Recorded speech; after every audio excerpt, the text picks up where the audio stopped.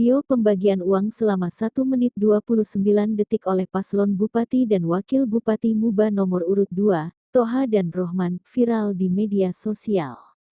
Dalam video tersebut, seorang perempuan dengan atribut paslon Toha Rohman membagikan amplop kepada masyarakat yang antre.